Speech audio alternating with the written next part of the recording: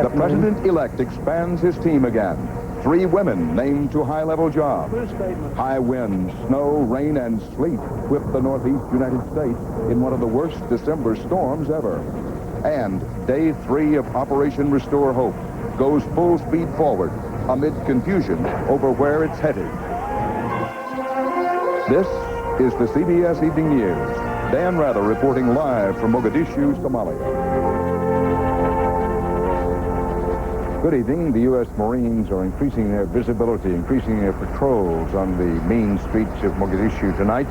They've had to. Suddenly things got more volatile and tougher again after a period of relative calm. More Marines and more U.S. equipment poured into Somalia from every direction today. The U.S. buildup is ahead of schedule, even as questions and doubts multiply about how much the Americans can do, how fast, and where it all leads in this chaotic country. Bob Simon begins our reports from Somalia. The Americanization of Mogadishu was in full swing today. Those giant birds kept dropping in from California, disgorging whole companies of Marines. 2 full battalions were on the ground by midday, savoring the relative cleanliness, order, and precision of this little American enclave, surrounded by the anarchy which is Somalia. The Lieutenant Jack Loomis, a Marine supply ship, treaded water off the coast until dawn, then docked and started offloading. The logistics officers had been briefed about conditions in Somalia, but there's no such thing as a real briefing about Somalia. We thought it would be bad, but it's worse than we thought. There's really nothing here. There's no electric. There's no equipment to speak of, and we got to do everything ourselves. Slowly, gingerly, platoons stepped out from the port to see and be seen, to take an unhurried look at their future. The Marines have been ordered to push out from their perimeters to establish checkpoints, observation posts, regular patrols. They want to impose some order on the city, which means that the hard part of the operation has just begun. They walked past a street corner, and there was a man with a semi-automatic. The Marines got excited. The man didn't seem to understand why. It's my gun. I'm not aiming at you. What's the problem? You come back to a compound and you show documentation, we'll give you the weapon back. I'm not giving it back now. Back in the port, the biggest problems were caused by those hungry kids who the Marines came here to help. They were getting through the lines and grabbing bags of grain. The Marines tried to stop them and then thought again. Marines as angels of mercy. They were playing their new role in many places, patching up a young man who'd been injured in this morning's round of gang warfare. What did you get hit with? You could see it in his eyes. He'd never been treated this well before. Captain David Clement went on a long and lonely quest this afternoon. He wanted to establish contact with the local authorities. But what authorities? Where? Some men who called themselves policemen were standing around, but they were busy chewing cat, the national narcotic. One man, trying to be friendly, offered him some. Eat what we drink and eat what we eat. We cannot do that. It's illegal. The UN Secretary General wants the Marines to suppress the drug trade, disarm the clans, and form a police force. After just 2 days here, the Americans understand why all these things are necessary and why they'll never have enough men or enough time. Bob Simon, CBS News, Mogadishu. Peace talks got underway here today between the 2 clan leaders or warlords most responsible for the long-standing trouble in Mogadishu. U.S. Ambassador Robert Oakley provided the place and the means. Protection was by the U.S. Marines. Alan Fizzy reports. U.S. Marines with enough firepower to level the town escorted Somalia's 2 major warlords to peace talks today. Anywhere else, a display of high-tech weaponry like this would be intimidating. But this is arguably the maddest place on earth, and logic holds no sway. Ali Mahdi crossed into enemy territory and was mobbed under the adulation of people he has been trying to kill.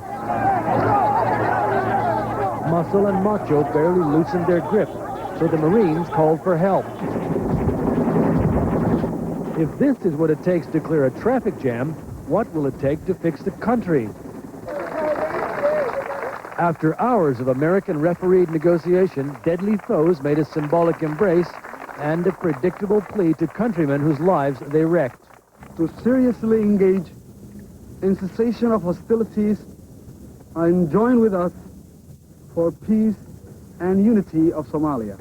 The bottom line of the warlords' pleas, plans, and promises is that they want the international community to do most of the work, to move beyond relief aid to the reconstruction of Somalia. But Somalis were too busy competing for whatever was available on the streets. With guns hidden from the Americans, pickpockets, muggers, and petty thieves run rampant. Security at the airport made it easier to bring in food, but aid officials want firepower out covering the roads in the famine-hit areas of the countryside. If we have helicopter gunships overhead, it means the injured lives will be comparatively safe, and therefore they'll be able to go on working.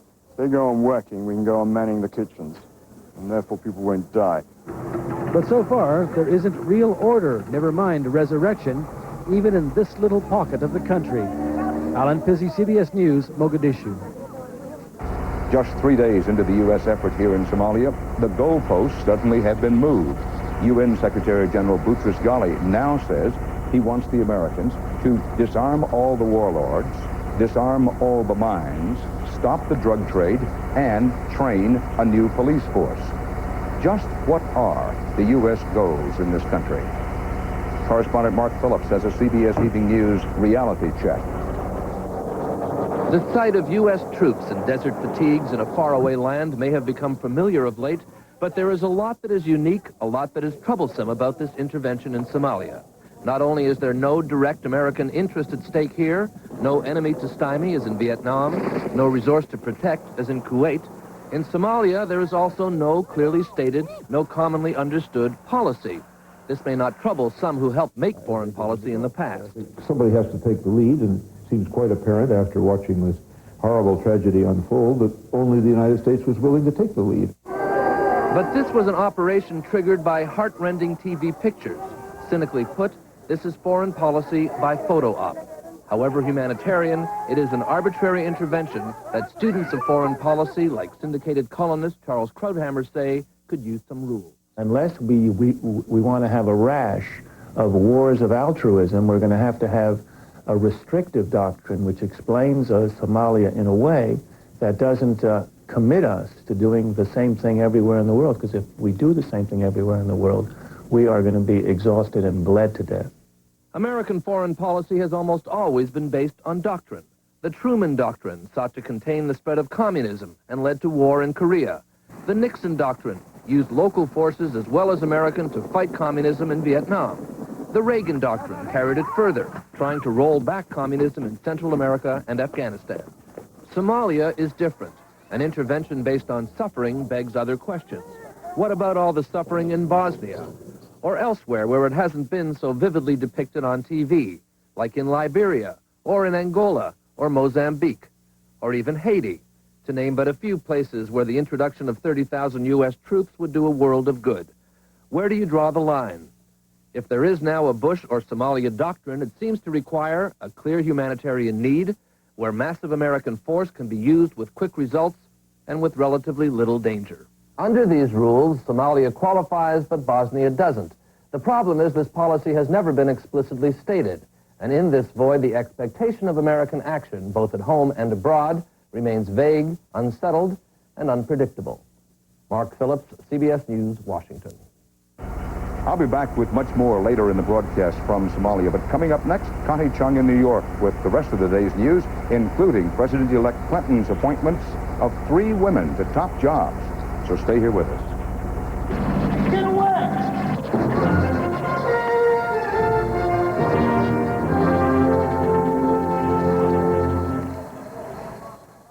Shoot some slices, shoot some shreds, shoot some salad, salad, salad, salad shooter. Presto Salad Shooter Slicer Shredder. Point and shoot right where you want. Clean up easy, dishwasher safe, store anywhere.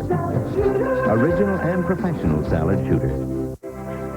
This man's incredibly close, comfortable shave comes from the Norelco razor. But to see how he got it, we must go back to when he began shaving. Not just above the skin, but below it. Here, our lift and cut system lifts the hair so when it's cut, it can drop below skin level without the blades touching your face. Try it, and you'll keep going back to Norelco for a perfect shave. Norelco. We make close comfortable. Black & Decker says, why struggle? Get the power you need with Black & Decker's corded hand vac. With a motorized brush and a 25-foot cord, it cleans tough jobs in tough places. The corded dirt vac, only from Black & Decker. President-elect Clinton is trying to stop talk that his top team members are mostly Washington and Wall Street insiders and mostly male. Today, he named 3 women to key posts and a labor secretary who is not on corporate America's A-list. Susan Spencer has the story live from Little Rock. Susan? Connie, the top jobs filled today included posts at Health and Human Services and Labor, and for both, Clinton went outside Washington. Sounding almost like George Bush, the president-elect said he taps talents in the states and universities for a reason. These appointees know the limits of what government can do as well as what government must do. They understand that sometimes the best thing the government can do, the best thing a public servant can do, is to help those in the private sector to solve their own problems. Named to cabinet-level jobs, University of Wisconsin Chancellor Donna Shalala to head the massive Department of Health and Human Services. At the helm at Labor, liberal Harvard economist Robert Reich. No favorite of business, he's a strong backer of job training and education programs. There is the possibility of working with a president who understands the importance of investing in people as a means of achieving economic growth. Also tapped today, Florida Environmental Secretary Carol Browner to head the EPA, and University of California economist Laura Tyson, the first woman to head the Council of Economic Advisors. Clinton's picks include many women, but so far there's not a minority in sight. I think that when you see the whole cabinet, it will be genuinely reflective of this country in racial and gender terms. Party Chairman Ron Brown, who arrived in Little Rock late this afternoon, is expected to get a cabinet job, Commerce Secretary or UN Ambassador. And former San Antonio Mayor Henry Cisneros is considered the front-runner for the Department of Housing and Urban Development. Senator Tim Wirth is thought the top contender for energy. More announcements could come as early as tomorrow. But 3 of the biggest jobs are still hanging. The rumor mill candidate for Secretary of State has shifted from General Colin Powell to Transition Director Warren Christopher. Congressman Les Aspin is thought to lead the pack for defense. Nobody knows who the favorite is for Attorney General, but we are promised that this will all be over by Christmas. Connie? Thank you. Susan Spencer in Little Rock. Next week in Little Rock, Governor Clinton will be hosting hundreds of experts at an economic policy conference. One of the goals is to sell the public on Clintonomics. But what about business leaders who have the power to hire and fire? Ray Brady has a sampling of their expectations in tonight's report on the Money Crunch. Think of them as judge and jury. If America's business leaders like Mr. Clinton's economic policies, their own business policies could bring on an expanding economy and, above all, more jobs. And although only 1 in 5 actually voted for Mr. Clinton, a majority are cautiously optimistic. He seemed determined to get to grips with the economy, so I'm more optimistic than I was, say, 3 months ago. Indeed, 60% of the business leaders say the economy's getting better. Only a slender 5% see it getting worse. Banker Pat Grant represents the quarter of the executives who say the deficit is the most important long-term problem facing the economy. We're spending so much of our budget just paying interest on the money we borrow that I think we can't move forward unless we get that under control. For now, though, it's jobs, jobs, jobs. 63% say creating jobs is the most immediate problem, even more so than the deficit. Whether President-elect Clinton will get much help on jobs from corporate America is questionable. While some of the executives say they'll be hiring, more than half say lean and mean remains the order of business. We don't see ourselves growing in terms of employees, but we're concentrating very much on higher levels of productivity, doing more with less. What might speed up the economy? An overwhelming 92% say an investment tax credit, a tax break that would get companies to build plants or buy equipment. For instance, if I was to have tax investment credit, I might buy 8 trucks immediately so I can ride them off a lot faster. How accurate are these business leaders' predictions? Over 80% of the Clinton election would increase consumer confidence. And figures out today show retail sales up. Ray Brady, CBS News, The Money Crunch. A major setback today for the prosecutor in the Iran-Contra case. A federal judge in Washington threw out a key charge against former Defense Secretary Caspar Weinberger. The judge ruled that the 5-year statute of limitations has run out on the charge that Weinberger lied to Congress. Coming up next on the CBS Evening News, odd scenes in the Northeast today, traffic unusually buoyant.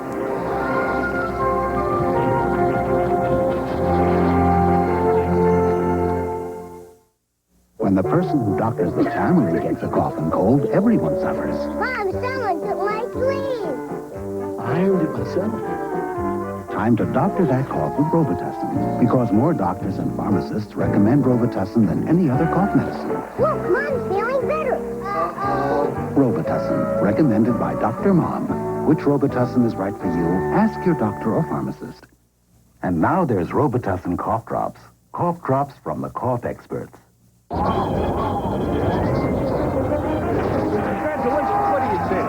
Chapstick medicated, please. Introducing Chapstick Medicated, triple medicated. You can feel it working immediately. New Chapstick Medicated, triple medicated relief. Only Sears has great values on Craftsman tools. Right now, choose this 4-piece plier set, 19-piece screwdriver set, or 9-piece standard or metric wrench set. Just $19.99 each, only at Sears. You can count on me. How many times I told my dad to see a doctor? He was stubborn. But the pain in his stomach just wouldn't go away. He had to go. You should have seen the relief on his face when the doctor said Mylanta. He said it was indigestion, and his kind of indigestion needed strong medicine. Mylanta is strong medicine, strongly recommended. In fact, Mylanta is the antacid doctors recommend most. My doctor said Mylanta. Also available in tablets and new gel caps. How would you like to leave your house every morning and find him waiting outside? He terrorizes the neighborhood, and the cops can't do a thing about it. How come? Watch 60 Minutes, Sunday. For the people in the Northeast, this was a day to remember, but not to repeat. Wind, rain, and snow made life miserable for millions. They haven't begun to add up the damage, but fortunately, there were few reported casualties. Richard Threlkeld has the wet and wild story. It wasn't a hurricane, so the Weather Service never gave it a name. Even so, this nameless northeaster has become the worst storm to hit the eastern seaboard in more than a generation. Winds of 90 miles an hour and tides 5 feet above normal lashed the New Jersey shore, flooding whole towns and forcing mass evacuations. Well, I'll tell you, I lived in the Highlands all my life, and I haven't seen anything like this since Hurricane Donna. Where it wasn't raining, it was snowing, 2 feet and more in New England and the eastern mountains. The snowfall even delayed the departure of the Army's 10th Mountain Division, which was scheduled to leave upstate New York today for Somalia. Kids in Pittsburgh got an early Christmas present where there was close to a foot of snow. But the storm dropped rain on New York City, and by late today, much of it was awash. Winds and flooding closed some of the airports and for a time virtually shut down the subway and commuter train systems. A lot of commuters found it all mission impossible. I tried to make my way to work and just flooded all over the place. So I'm just going to leave it here and go back home. It's bad now, and it's not likely to get much better before at least tomorrow when this storm finally blows itself out to sea. Richard Threlkeld, CBS News in tempest-tossed New York City. Did you know the world produces enough food to feed everyone on Earth? Yet, according to the United Nations, 780 million people are going hungry. In Rome today, delegates to a UN conference on nutrition called this unacceptable. They pledged to wipe out famine by the turn of the century. Coming up next on the CBS Evening News, Dan Rather makes an emotional visit to a feeding center for starving Somalis.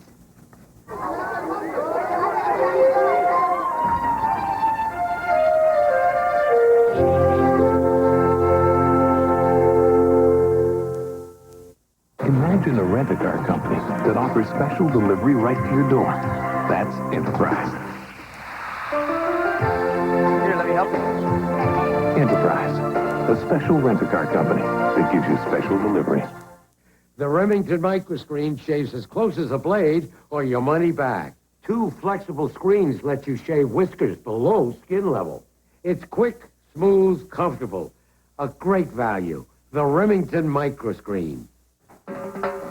Boy, you look mad. Let me guess. Your long-distance calling plan is driving you nuts. Do they make you submit names, call at certain times, pay fees? The most from Sprint is so easy you wouldn't have to do all that. It saves you big on whoever you call the most each month automatically. Sprint understands. Sprint likes you. Sprint cares. Call now, before you forget how mad you were.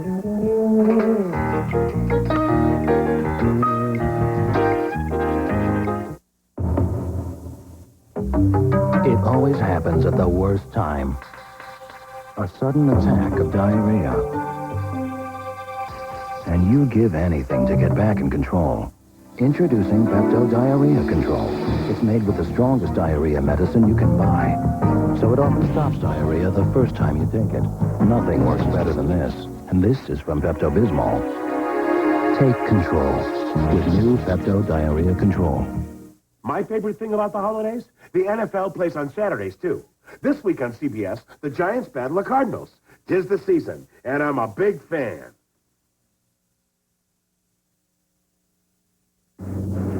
We're coming into Badoa. Badoa is about 120 miles west of Mogadishu. Reputation, tough town.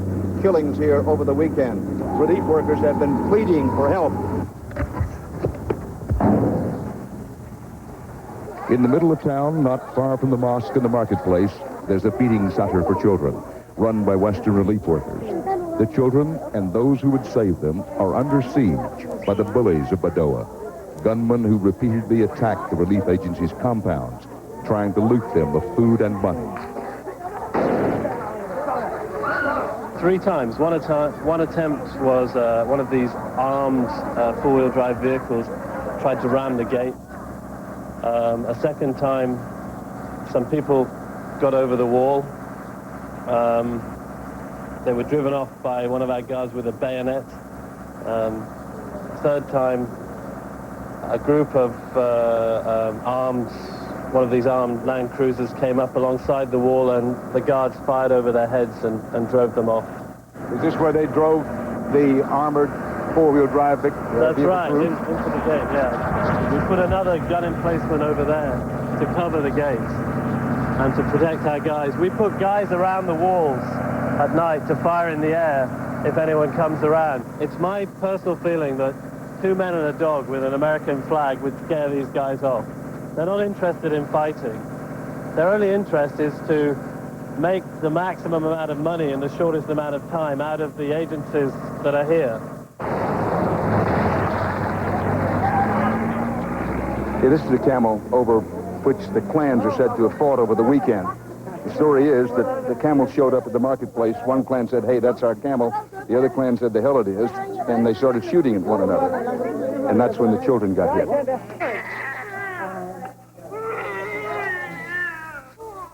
This is the children's ward of a local hospital. We came here to talk to the doctors and the relief workers. They tell us that any number of these children are just hanging by the thread of life. Would you just help me? Don't let the baby fall off when I open my gloves. Thank you. We had about 30 casualties at the marketplace, and this little baby was a little inadvertent bystander who got a bomb blast to its eye, which is now gone, and it's skull fracture. The child's been on IV medicines here. He's actually doing very, very well. See, he calms down pretty nice. Rub his feet. Pardon? Rub his feet. He calms Yeah, down. that's right. You must have kids. You know that old trick. Yeah. Hopefully when the Marines come, that'll stop the gunshot wounds, and then we can work on the nutrition problems and the infections and the illnesses and take better care of the kids that way.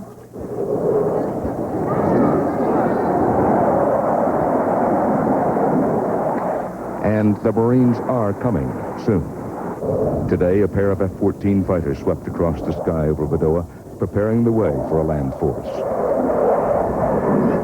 Down the street, right down the gut of the main drag, comes some of the bullet boys. The message from Badoa to the U.S. Marines and Army is, hurry. Time's a wasting. The clock is running.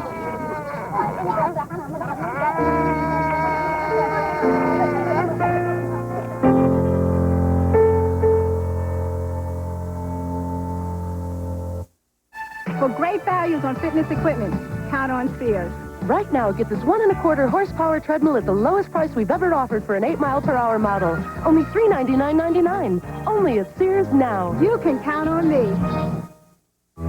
In Alaska, you'll find 586,000 square miles of untamed wilderness. 17 of the tallest peaks in the U.S. 427 species of birds, and more than 100,000 glaciers. What you'll find is just one way to experience it. Princess. Because there's no place on Earth like Alaska and no cruise line like Princess. It's more than a cruise. It's the Love Boat. Norelco says don't shave your legs, baby them. With Norelco's incredibly close, comfortable shave that leaves you baby smooth, baby soft. Norelco Lady Shave Razors, dry or wet, we make close comfortable. Isotoner offers as many styles and colors as there are ways to express yourself. Isotoner gloves. Make your own kind of music. These vegetables are about to be perfectly steamed, like food has never been steamed before, in the Black & Decker Handy Steamer. Because deliciously steamed food requires perfect timing. Oh, great. Just what my stomach needs. Here comes my obnoxious boss. Hi, Daddy. Better make it Malox. Because for moments like this, nothing Mylanta makes neutralizes as much stomach acid as extra strength Malox Plus. So why take anything else? We were just talking about you. Nice, I hope. My mother's here, too. Great. Nobody knows your stomach better, so you better make it Malox. Day 3 of Operation Restore Hope saw more progress and more frustration. The U.S. military has yet to take on its most urgent task, the securing of relief to the lawless interior of Somalia. Sooner or later, they have to start running convoys in there. It may be another week to 10 days, though, before American troops take on the bullies of Badoa and elsewhere. In the meantime, people starve, some will die. Perhaps the toughest truth here is that nothing can prevent the deaths of many more Somalis. Even in the best-case scenario, it may take months before the famine can be curbed. So the U.S. military tonight is proceeding with all deliberate speed toward an uncertain goal. For the CBS Evening News, Dan Rather reporting from Mogadishu, Somalia. Good night.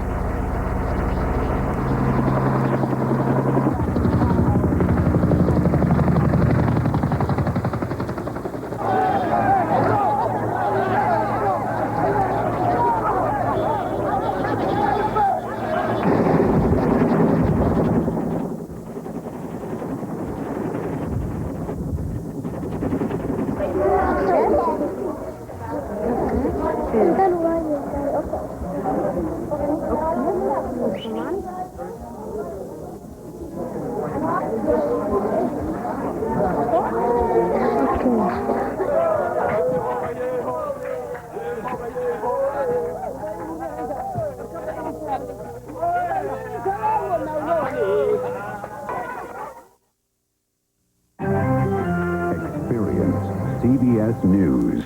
This is CBS.